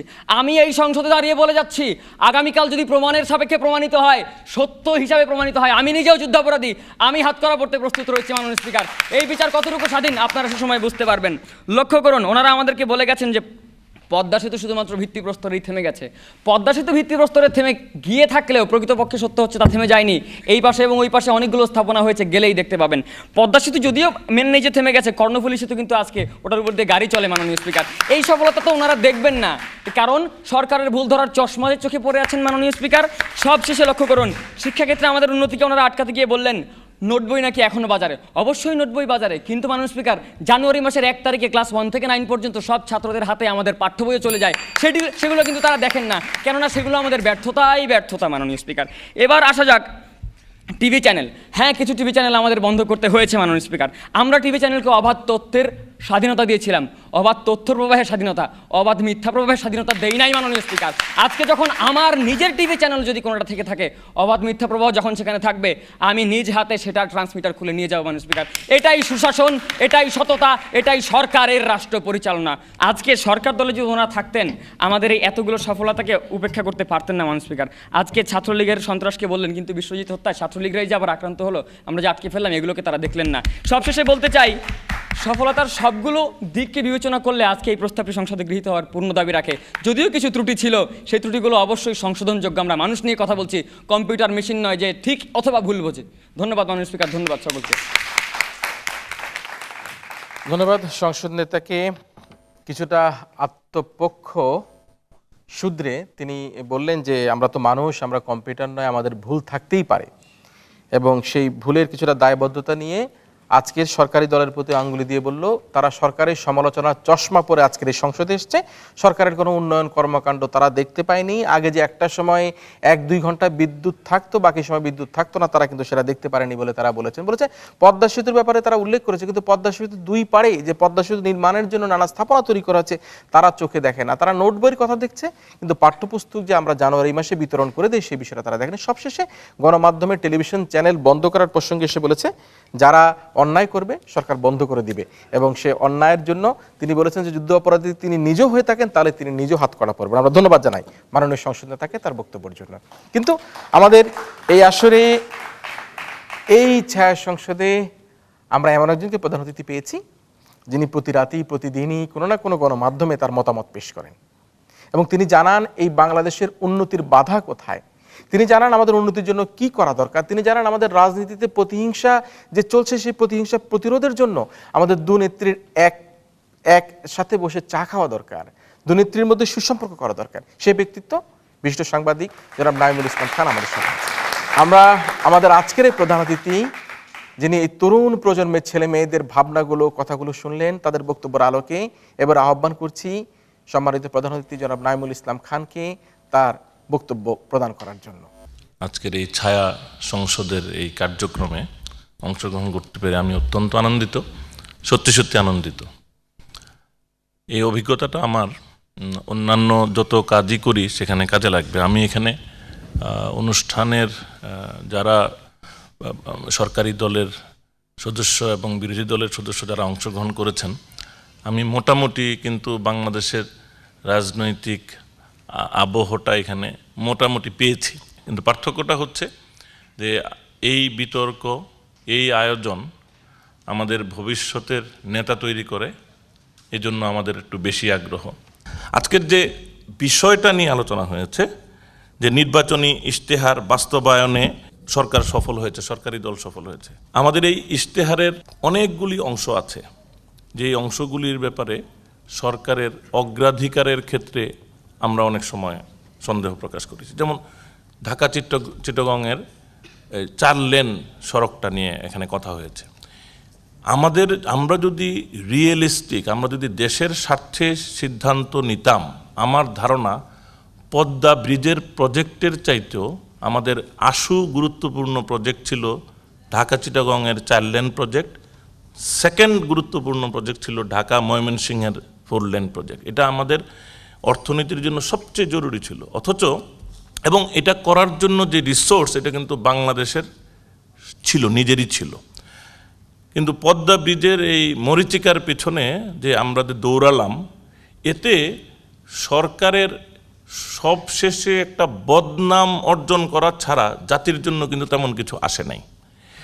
এই জায়গাটা আরেকটু সুস্পষ্টভাবে আসলে হয়তো আরও ইন্টারেস্টিং হইতো। আমাদের এখানে আইন শৃঙ্খলা পরিস্থিতির উন্নয়ন, আমাদের এখানে শিক্ষাক্ষেত্রে সাফল্য, শিক্ষাক্ষেত্রে যদি কোনো ব্যর্থতা থাকে অ্যাটল, সেটার ক্ষেত্রে আমাদের কিন্তু উপস্থাপনার ক্ষেত্রে আরেকটু তথ্য। কিন্তু আমি সরকারি দলের কাছ থেকে শিক্ষাক্ষেত্রে ব্যাপক সাফল্যের চিত্রটা সংকুচিতভাবে উপস্থাপন হতে দেখেছি। কিন্তু আমাদের কতগুলি ব্রিলিয়ান্ট এরিয়াস যেগুলি ছিল, তার মধ্যে শিক্ষা খাতটা কিন্তু একটা। বর্তমান সরকারের অন্যতম গুরুত্বপূর্ণ এবং সবচাইতে আলোচিত তাৎক্ষণিকভাবে ছিল কিন্তু বিদ্যুৎ ক্ষেত্রের উন্নয়ন। এটা কিন্তু একটা সত্যি চ্যালেঞ্জ ছিল এবং সরকারি দল এই চ্যালেঞ্জটা স্পষ্ট করেছে। বাট যেটুকু এসছে, আমি আবারও বলবো যে এটা আমাদের জন্য অত্যন্ত, আমি বলবো যে পরিস্থিতিটা সম্পর্কে একটা ধারণা নেওয়ার জন্য, একটা সিদ্ধান্ত তৈরি করার জন্য আমি মনে করি মোটা দাগে সব কিছুকে আপনারা টাচ করতে পেরেছেন। আমি এই জন্য আবারও আপনাদেরকে অভিনন্দন জানাই এবং আমি আশা করব যে আপনারা আপনাদের চর্চাটা সুন্দরভাবে অব্যাহত রাখবেন। কিরণ তার কার্যক্রম এরকম আরও ইনোভেশন সহ, আরও সৃজনশীলতার সাথে আরও অনেক কিছু করবেন, যাতে আমাদের ভবিষ্যতের নেতৃত্ব এখানে চৌকসভাবে নিজেদেরকে গড়ে তুলতে পারে। আপনাদের সকলকে ধন্যবাদ। ধন্যবাদ জনাব নাঈমুল ইসলাম খানকে। আমরা তার বিশ্লেষণ শুনলাম এবং মহাজোট সরকারের নির্বাচনী ইশতেহারে আজকের এই তরুণ ছেলে মেয়েদের বক্তব্যের সাথে তিনি সংযোগ করে এই ইশতেহারের কোথায় কি ছিল এবং কি কারণের জন্য ইশতেহার বাস্তবায়ন হওয়ার দরকার ছিল, দরকার করার পরও তারা সেই বাস্তবায়িত করতে পারেনি বা কি কি ক্ষেত্রে তাদের সফলতা ছিল, সেগুলো তিনি খানিকটা আজকে তরুণ ছেলে মেয়েদের সাথে তার মতামত তিনি ব্যক্ত করেছেন। আমরা আবারও আমাদের প্রধান অতিথিকে তালি দিয়ে তাকে আমরা অভিনন্দিত করি। আমরা ফলাফলের দিকে যাচ্ছি, যে ফলাফলে আমরা সবসময় বরাবরের মতো একটা হানা ভোট নেই, তবে আমাদের সম্মানিত বিচারকরা 3 জন বিচারকই একেবারেই প্রতিযশা বিচারক, তারা 3 জনই এখানে আছেন, তারা বিচার কার্য সম্পাদন করেছেন এবং আমাদের এই ছায়া সংসদের হ্যাঁ বা না কোনটা জয়ী হয়েছে সে কারণের জন্য আমাদের যে প্রস্তাব ছিল মহাজোট সরকার নির্বাচনী ইশতেহার বাস্তবায়নে সফল হয়েছে। যারা এই প্রস্তাবের পক্ষে আছে তারা হ্যাঁ বলুন, যারা এই প্রস্তাবের পক্ষে আছে তারা হ্যাঁ বলুন, যারা প্রস্তাবের পক্ষে আছে তারা হ্যাঁ বলুন, আর যারা এই প্রস্তাবের বিপক্ষে আছে তারা না বলুন, যারা এই প্রস্তাবের বিপক্ষে আছে তারা না বলুন, যারা প্রস্তাবের বিপক্ষে আছে তারা না বলুন। আমরা আমাদের আজকের ছায়া সংসদে যে সংসদে অতিথি ছিলেন, প্রধান অতিথি ছিলেন জনাব নাঈমুল ইসলাম খান,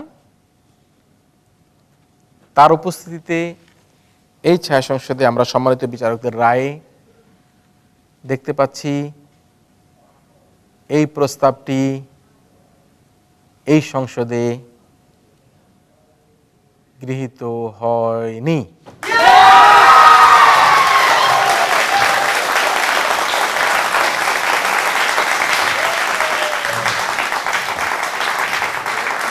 যেহেতু প্রস্তাবটি গৃহীত হয়নি সে কারণে আমরা বলতে হচ্ছে এই সংসদে না যুক্ত হয়েছে, না যুক্ত হয়েছে এবং না যুক্ত হয়েছে। না যুক্ত হওয়ার কারণে আমরা আমাদের আজকের এই প্রতিযোগিতার বিরোধী দল মানারাত ইন্টারন্যাশনাল ইউনিভার্সিটিকে বিজয়ী বলে ঘোষণা করছি। অনেক বেশি অভিনন্দিত করি প্রতিযোগিতার সরকারি দল Bangladesh university of business and টেকনোলজির বিতার্কিকদেরকে।